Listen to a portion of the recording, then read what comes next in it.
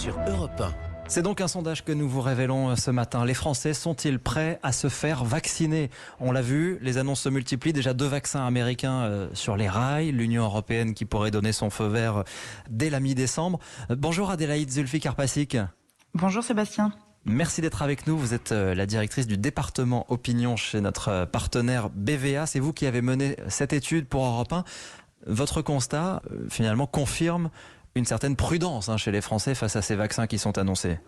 Oui, effectivement, parce qu'on a un premier chiffre qui pourrait nous faire dire que finalement c'est pas si mal, puisque 6 Français sur 10 déclarent avoir l'intention de se faire vacciner. Mais quand on regarde derrière ce chiffre qui traduit une majorité de Français plutôt pour le vaccin, on s'aperçoit qu'en fait seulement 20% d'entre eux, donc pour le coup on est vraiment sur une infime minorité, déclarent avoir l'intention de se faire vacciner dès que le vaccin sera disponible pour le grand public. Alors que 4 Français sur 10 sont plutôt dans une logique d'attentisme et souhaitent le faire, mais pas tout de suite, attendre un petit peu.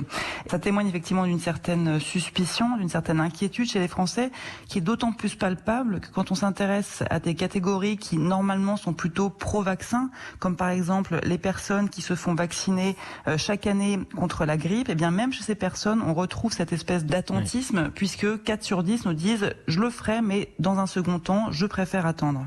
Attentisme, prudence, voire méfiance chez certains.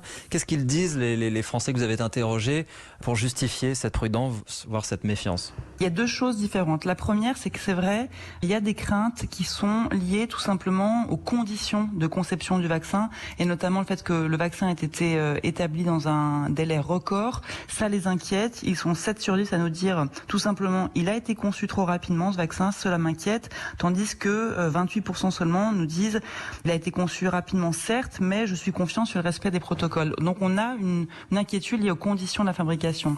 Et quand on creuse un petit peu et qu'on essaye de comprendre davantage quels sont ces freins à la vaccination, on s'aperçoit qu'ils sont de 2 ordres, selon qu'on est justement attentiste, donc on se dit je vais le faire mais pas tout de suite, ou qu'on est carrément anti-vaccin, qu'on nous répond j'ai pas l'intention de le faire du tout. Chez ceux qui sont dans l'attente, on a des arguments qui ont trait essentiellement à ce vaccin-là, avec principalement une crainte des effets secondaires. Il y a le corollaire de cette inquiétude liée au délai de conception trop rapide qu'on nous cite également, alors que quand on s'intéresse à ceux qui nous disent je n'ai pas du tout l'intention de me faire vacciner, on a des arguments plus généraux qui sont en fait des arguments qu'on retrouve très souvent chez ceux qu'on appelle les anti-vax, avec notamment des inquiétudes liées aux enjeux financiers qui entourent ce vaccin, enjeux financiers qui n'inspirent pas la confiance, des doutes également sur l'efficacité du vaccin, et puis plus généralement des arguments liés au fait que voilà, on est contre les vaccins de manière générale. Est-ce qu'il y a des différences en termes de génération, en termes de milieux socio-professionnels? Est-ce qu'on perçoit le vaccin différemment en fonction de son âge ou de son origine? Les plus jeunes sont ceux qui sont les moins enclins à vouloir se faire vacciner. Ils sont majoritaires, et même une très nette majorité, puisqu'ils sont 56% à ne pas avoir du tout l'intention de se faire vacciner. Chez les plus âgés, à l'inverse, on a une intention beaucoup plus forte. Forcément, on s'adresse à des catégories qui sont potentiellement plus à risque, les 65 ans et plus. Mais même chez ceux-là, on s'aperçoit que la proportion de seniors, entre guillemets, qui ont l'intention de se faire vacciner dès que possible, elle n'est que de 35%, donc à peine un tiers. Donc ça montre bien que même chez les sujets potentiellement à risque, il y a une certaine méfiance et donc un besoin quand même de réassurance pour initier cette campagne de vaccination quand elle sera prête. Et il y a aussi une question autour de la provenance de ce vaccin, puisqu'on voit il y a 2 vaccins américains qui sont annoncés, il y a aussi des recherches en Chine, il y aura potentiellement aussi un vaccin français. Est-ce que tout cela fait une différence ? Ce qui est assez intéressant, c'est que, en théorie, j'ai envie de dire, les Français nous disent que pas tant que ça, puisqu'ils sont une majorité de 6 sur 10 à nous dire que le pays d'appartenance du laboratoire qui aura trouvé le vaccin ne sera pas déterminant dans leur décision de se faire vacciner ou pas. Mais quand on creuse un petit peu là aussi, on a des résultats qui sont un peu différents, puisque finalement, on a quand même 8 Français sur 10 qui nous répondent qu'ils ne se feraient pas vacciner si le vaccin était conçu par un laboratoire chinois. 8 Français sur 10 également qui n'ont pas l'intention de se faire vacciner si c'est un laboratoire russe qui trouve le vaccin. Si c'est un laboratoire américain, ce qui semble être une hypothèse tout à fait possible, on a des résultats qui sont assez clivés, de l'ordre de 50-50 entre ceux qui le feraient et ceux qui ne franchiraient pas le pas. En revanche, à l'inverse, on a une adhésion beaucoup plus forte si le vaccin est européen et notamment français.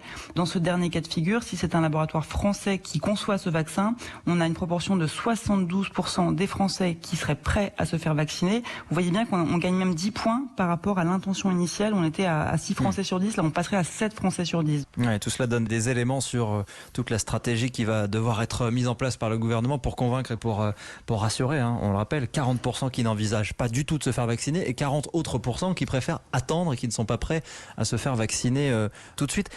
Qu'est-ce qui pourrait faire changer d'avis les plus réticents? Est-ce que votre sondage réussit à nous donner des pistes là-dessus?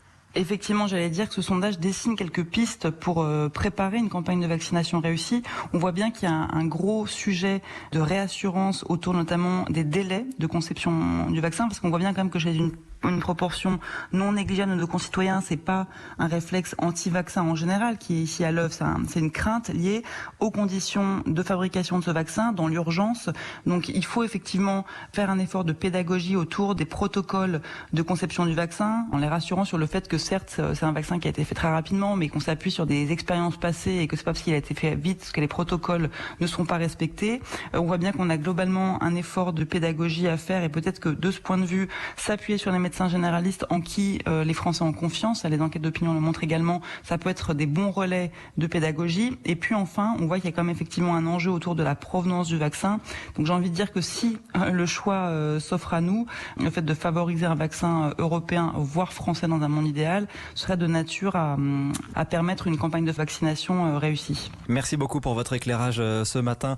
Adélaïde Zulfi Karpacik, directrice du département opinion chez BVA.